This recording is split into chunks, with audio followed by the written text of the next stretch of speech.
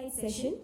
The speakers for the session would be Mr. Prabir from TRST01, Mr. Vishnuvardan from Circle X, Mr. Vishal from Reconnect, Mr. Aditya Bhatt from Drone Base. The moderator for the session would be Ms. Swapna from Avana Capital.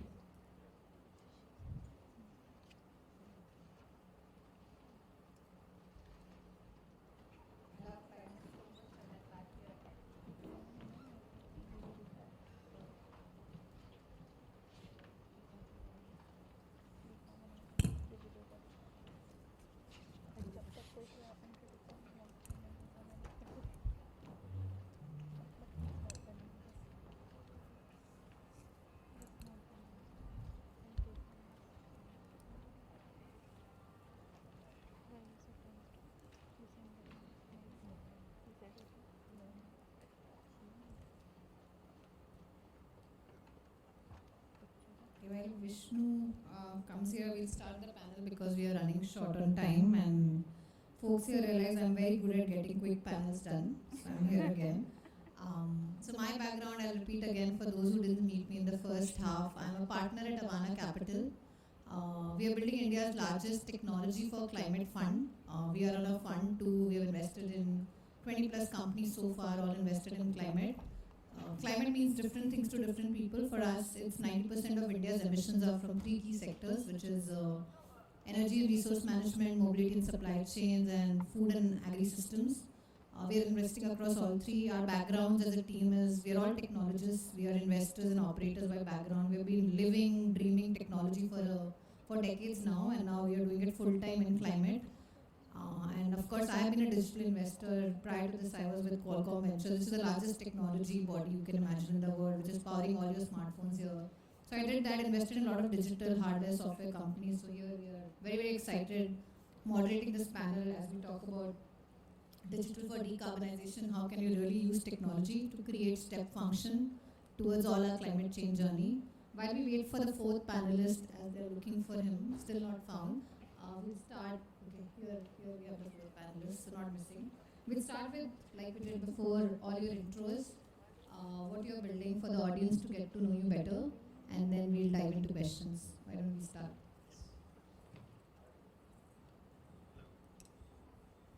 Hello. Yes, so good afternoon again. I'm Vishal Pandya, co-founder of Reconnect Energy. In terms of what we are building, we have a tech platform called Grid Connect. The central idea behind Grid Connect is that how do we make energy assets smarter and climate resilient using new age technologies like AI, IoT, remote sensing. We work with large number of renewable asset owners, transmission companies, distribution companies, apply these technologies to solve certain problems like reducing uncertainty for renewables or electric demand, use a lot of AI around that, bring in IoT sensors to bring in distribution network control and management. We have some large-scale pilot running in Africa as well, apart from India. And what we are seeing in terms of landscape is that we have 450 gigawatt of target adding renewables by 2030. We have 50,000 electric buses being planned. We also have $40 billion of investment. About $40 billion of investment being planned to being put up in distribution network modernization. And a lot of these assets which requires a strong digital layer to understand how can we extract every last bit of performance or extend the asset life. That's where we come in purely from the software point of view. Thank you. Over to you, Praveer. Good afternoon. My name is Praveer Mishra from Hyderabad. We started in early 2019, but again, the key thing started in 2020. We started with building a blockchain platform for traceability. We focused on food and agri. Then we got into the climate. Now it's kind of connecting the dots between the food, climate, and agri, or climate, agri, and food, what we say. Now, for last 1 year, we are focusing on climate. So in climate, we are focusing on a couple of the things. We are focusing on the MVR, measurement, reporting, and verification, what is evolving COP 13 in 2007. We had started digitizing that. And what we call it is DMVR. So these are the standards and the these are the methods and the standards as prescribed by UNFCCC or the CDM, Clean Development Mechanism, and a couple of other methodology which are defined by VERA and Gold Standard. So we first digitize these standards. So digitization helps the auditing and other things pretty faster. Now after the digitization, we are sending it to the Web3 or we are sending it to on-chain.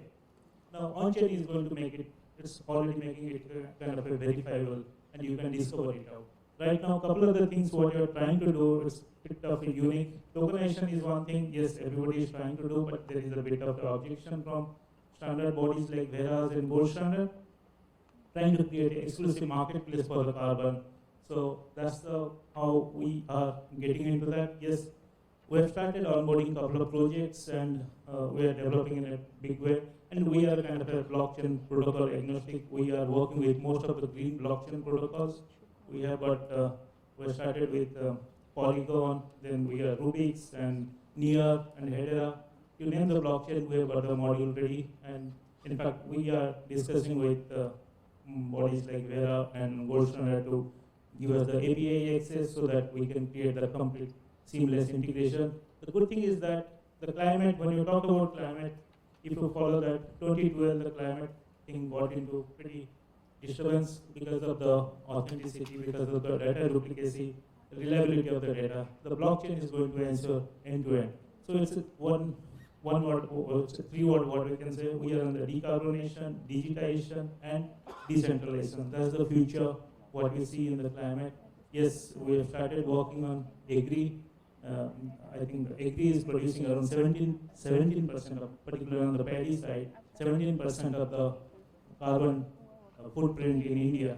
Now, what is paddy? It's more because we get electricity water free, then we put a lot of water into the field and that generates the methane. Now, methane reduction process is a specific process which is eligible for farmer to generate money in terms of carbon credit. So that's methane reduction process. There is a particular methodology what we have adopted and what we digitize. Similarly, Miyawaki forest, if you know that the urban new forestry things are coming up We'll with get that. into more detail, but maybe let's hear Aditya Yes. what he's been Okay. So that's the process what we're doing. Thank you. Hi everyone, good afternoon. I'm Aditya Bhatt. I'm Managing Director at DroneBase for APAC. I also lead international solar market for the company. Prior to this, I was founder CEO of a company called AirPro. Pretty much did what DroneBase does right now in solar, which is why I lead that vision. So at DroneBase, our vision is to democratize usage of imagery for building sustainable infrastructure, right? And that is across life cycle of assets, right through financing, development, construction, and finally operations.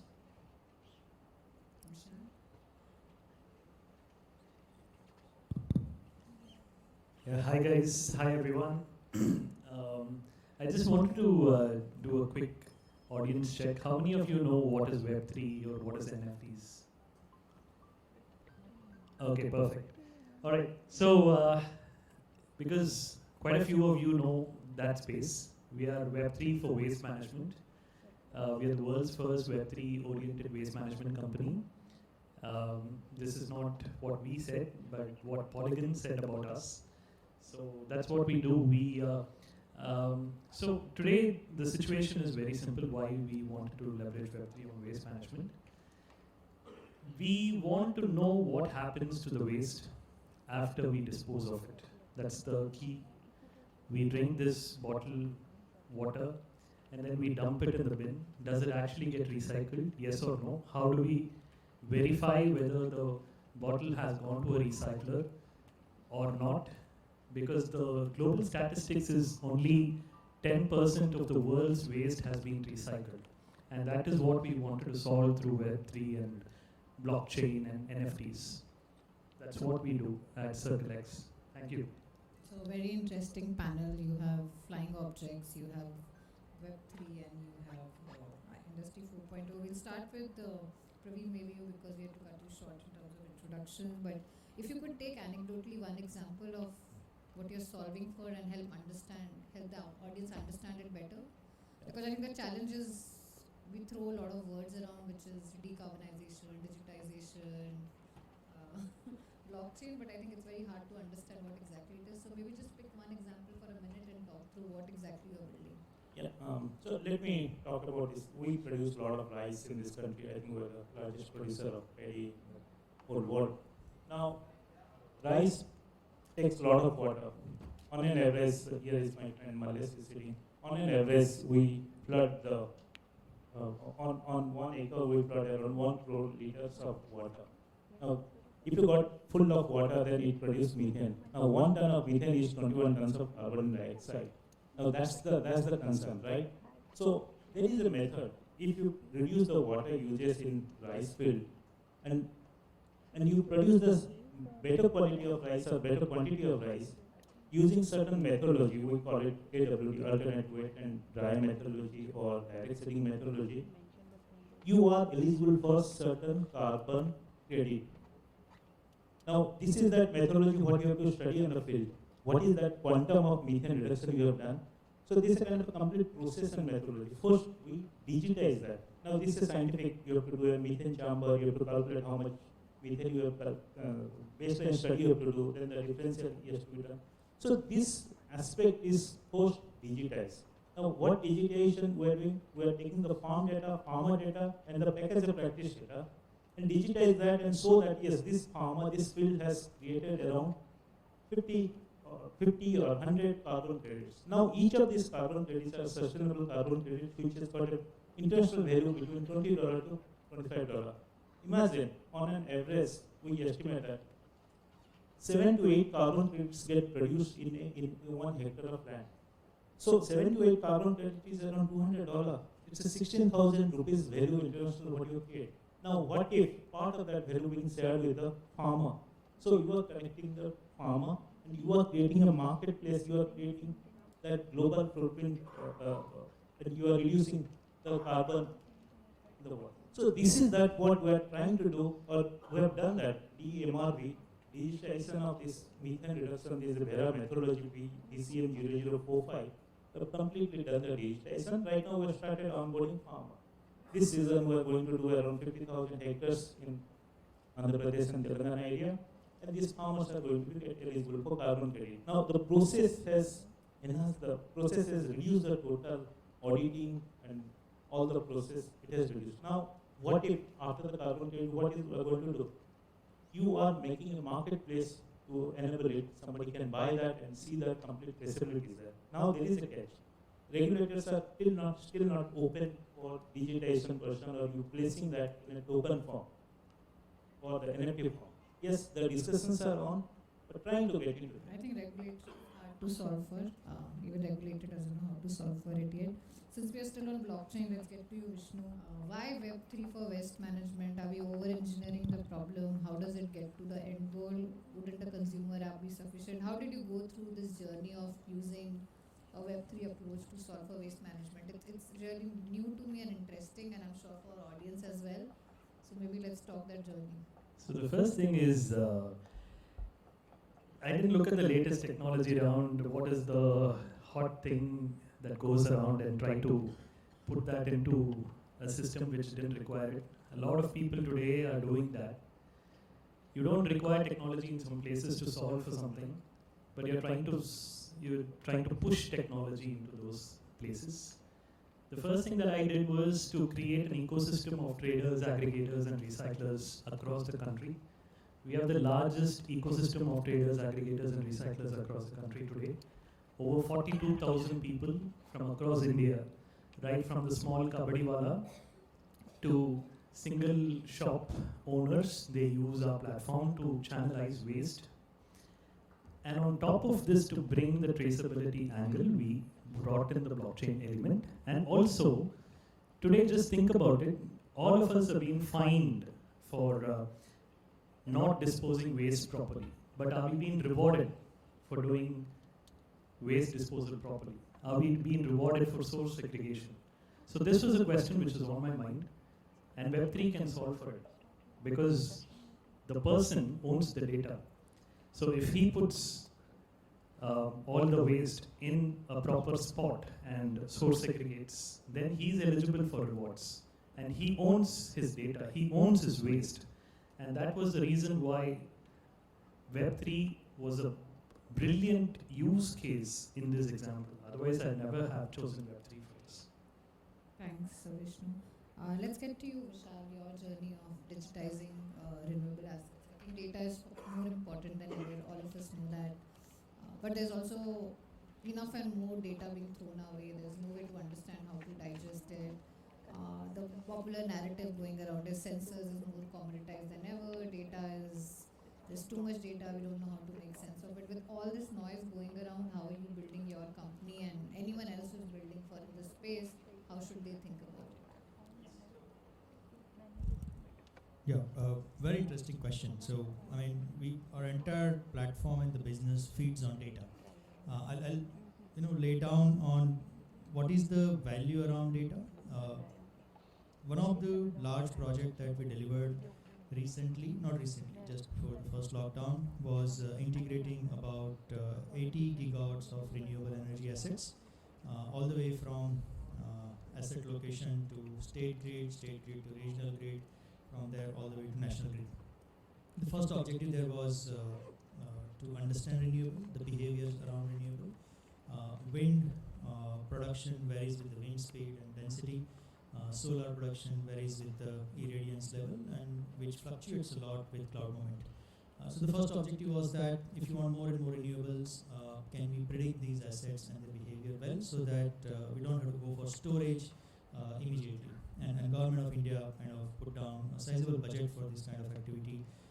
The first challenge was that, okay, let's understand weather. There are numerous weather forecasting companies all over the world, so that data is available. Second information required was that, do you understand your asset class? What's the AC/DC ratio, for example? What has been the past performance around production? What has been the uptime, downtime? And quantifying all of those so that you can further fine-tune your predictive analytics model. The third aspect was the further away you go from timeline, the error levels goes up in any aspect of life. Tomorrow, if I ask you what's going to be your schedule next Monday between 12 to 12:15, you may have tentative idea, right? But if I ask you just one day before, you will pretty much be sure around that. Same applies in machine learning as well. Now, today where we are, from where we started, is that we feed on numerous levels of SCADA data, turbine data, inverter data, weather-based numerical weather data. The accuracy level that we could improvise over time, it's not sufficient now. Now the next question is, how do we further tighten the forecast accuracies? Recently, the central regulator reduced the error band from 15% to 10%. Now the next challenge is how much more you can understand weather to begin with. So what we started doing was taking help of geostationary weather satellites, which feeds close to real-time satellite images. We convert the image into pixel into cloud movement, and now we have a fair degree of surety around how the clouds are moving and whether those clouds are going to impact the solar panel or not. If you dig deeper, what you can also relate to that is, can you start understanding, now you are able to track the cloud. Can you also figure out if the cloud is carrying rain, because there are numerous other use cases you can use. So as far as the data and AI is concerned, there is no limit. I mean, we are going deeper and deeper across every layers, be it IoT or be it the renewable side of it. Smart metering, classical use cases. If you have smart meter data, you can pretty much decompose the consumer signal and figure out a lot of characteristics around their behavior. You can do your power procurement planning in a lot better way. Your accuracy around understanding behavior goes up. So data, of course, yes, this is the industry perhaps after healthcare which will have largest amount of data. It's not yet fully leveraged, but we are already there in terms of what new use cases are being carved out. I hope that answers your question. No, that's very interesting, and I think that's how future of most industries with the digitalization will sort of bet not data, but how good is the data and how well trained it is, I suppose. Question for you, Aditya. You've done this before. You're doing it now. We have seen this drone story play out. I've seen SenseHawk. I've seen a few other companies. If you had to have a crystal ball, before drone there were sensors. Before that there were manual processes. What would you be building for if you're not building with drones? But what other technology would solve for what you're solving for? and how should people think about solving for that? I mean, I'm in a way asking other entrepreneurs to disrupt you, but I think the question is, this is how this problem has been solved for a while, but what are the other ways you are thinking within the organization to solve for it? Yeah, thank you so much for that question. Very interesting. And if we have not been thinking about it, we have been doing something wrong. So sharing a bit on that, I think eventually what would happen is some of the bigger losses, what we're trying to do on the operational side is to identify losses in these large-scale power plants or safety hazards, right? Because essentially the goal is to keep renewable energy tariff as low as possible, which basically means the maintenance cost has to be as low as possible.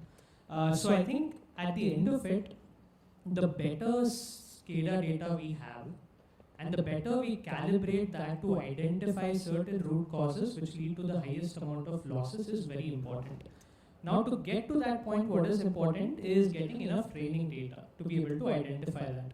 And there's like, if we get into it, there's a lot of different challenges because when you have these sensors on ground, typically all these SCADA assets are wired. There is a big challenge with just having wired infrastructure in these remote areas. Half of the time they don't work. So first of all, how do we reliably collect data becomes the point.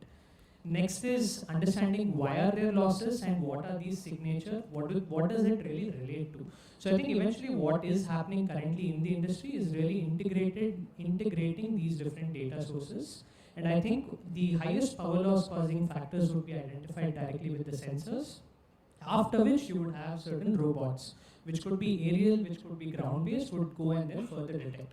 And honestly speaking, because renewable energy, especially solar, is a pretty new and nascent industry if you really think about it and compare it to other energy classes, the technology adoption is quite fast.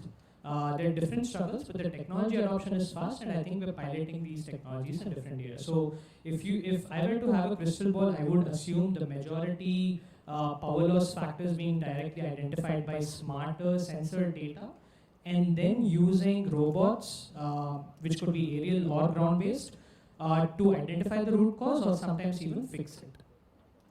And I agree, and that's what we are also seeing in the market evolution from just thinking drone to versus mixed approach of doing things. Now we to the approach of going left to right. I think the question I want you to answer for our audience is, I think the moment you think about digitization, I think the panel starts throwing words data at you enough and more number of times, because I think digitization is all about getting everything to become smart around you and get as much, ingest as much data as possible. But in each of your journey, when you were trying to build this journey of being a digital platform, if you will, talk about one big challenge that you came across and how did you go about solving, because these are practical problems which every entrepreneur will face in their journey, and how can they actually learn from your mistakes in some sense? Yeah. Digitization is just not about data. Digitization is about making something simpler. That's the core of digital. A lot of people forget it and they just start throwing jargons around. If I can make a thing simpler, I am digitizing it. For example, when I travel to other countries, I see it's very difficult to transfer money between people. But right now in India, everybody from the street cart vendor can use digital payments. And that, I believe, is something that has come with time. And these are digital inputs that helped me in my journey as an entrepreneur when I wanted to digitize this space. Every trader, aggregator, recycler, they're not the best educated, but they've already done it in GPay and Paytm and so on. So we built a platform which is as simple to operate as that. And that was the biggest learning curve for us, that you do not populate a platform with all the latest features, but our system was very simple. If you have waste in any of your office locations, you swipe a button and a vehicle will be placed in your facility within 30 minutes. That's what I took, and that was the biggest learning. Look at some of the easiest things that you do on the phone, like swipe up, pinch. All of these things is what you should implement, and that app or digitization that you're doing should only cater to that level of digital interference. Everything else is complicated and a waste of time. Extremely good insight. Ride on someone else's playbook. What about you, Aditya? Yeah, in terms of the mistake which we did and how we are thinking about it now, I think fundamentally when we work with energy companies, large-scale energy companies, which are also utilities in a lot of parts of the world, the sales cycle is very long for us. The growth rates are not as good as they appear on the consumer side of businesses, right? And I think that is why we see a lot of consolidation within our market at this point, and it will continue to do so. So I think the way we looked at inspections and helping our customers digitize their assets was customer by customer, asset by asset. Now we asked ourselves the question, how long will it take for us to really become big enough or significant enough to use this data across customers and deliver critical insights? And that we did not like that answer. So what we do right now is we are actually collecting data across every single asset within North America. We're starting with North American market. So typically the user flow was this. We go to a potential lead, we ask them, hey, are you interested? Go through the whole cycle, then inspect. Now what we're doing is just like a satellite company, we're capturing data across the whole asset cycle above 1 megawatt. So now from an inspection company catering to a certain division of the whole company, we are actually delivering market insights. We have the world's largest operational data set as of today, which is across 60 gigawatts of US portfolio, clearly saying you have 1.5% of losses because of X reason, 2% loss due to Y reason, etc. So now from an inspection company, we become more of market data insights company, which I think is a different, changing the lens, using the data in a different way, and really delivering insights which people who want to pay for will care for, which we did not find in the last 5 years, honestly speaking. Yeah, it's an interesting journey when you get to product market fit in some sense. Over to you, Praveer. Yeah. So I got a bit of a difference answer out here. See, when we look at a digitization process and method, so process and methodology, we don't want to make unhappy about the regulator, the bodies, and other things. I'll just give you 2 examples. Starting with the plastic one, there is something called the EPR, Extended Producer's Liability in the plastic, where you have to recycle. If you are a BIBO category, producer, importer, brand owner category, something between 30 to 70%, either you have to recycle it or you have to buy the recycle certificate. Now there is a process flow is there. Now when we talk of digitization, we just digitize that process flow, not making there is a set of rule by Government of India or the Ministry of Environment and Forestry. We don't change that. We digitize those processes and get into the aspect and showcase, yes, this is that what we have done. By this process, not only you are saving time, you are also saving resource, paper, so many other things. One aspect. Same thing for the world bodies. Right now we are facing the climate challenge. The biggest hurdle is coming from these standards, these bodies. They say that you don't invent your own process of saying that this much carbon credit I have created. Who has given you that certificate? Who has given you authenticate? So let's talk of their process and methodology, not make them unhappy, but digitize and so that the total process get smooth and what you say, the time gets saved and you build on a lot of efficiency in the whole process. Stakeholder always works. So we are almost at the end of the hour we were allocated, so all yours, Vishnu. Yes, so as a product, when we work across renewables, transmission as well as distribution, there is no single product that can cut across. Even among renewables or transmission, what we have seen is the client expects it's a standard product, but I need a lot of customization. So that aspect one has to maintain. However, what has changed over the last few years is that the hyper competition, the hunger to drive down tariffs, whether it's transmission or renewable power supply or even batteries for that matter, it has resulted into consolidation of entire sector, which was a state-specific phenomena earlier. Now it's happening at a national level where, be it any sector, you will see no more than 5-7 players.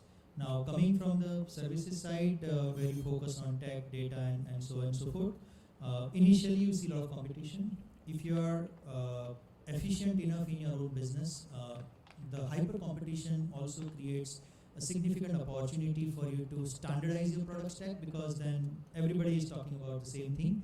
Second, the market soon evolves from hyper-competitive to oligopolistic market to a duopoly, and on the longer end it will be a monopolistic market, be it any sector. And we are seeing the transition happening time and again in this, even for us as a service provider.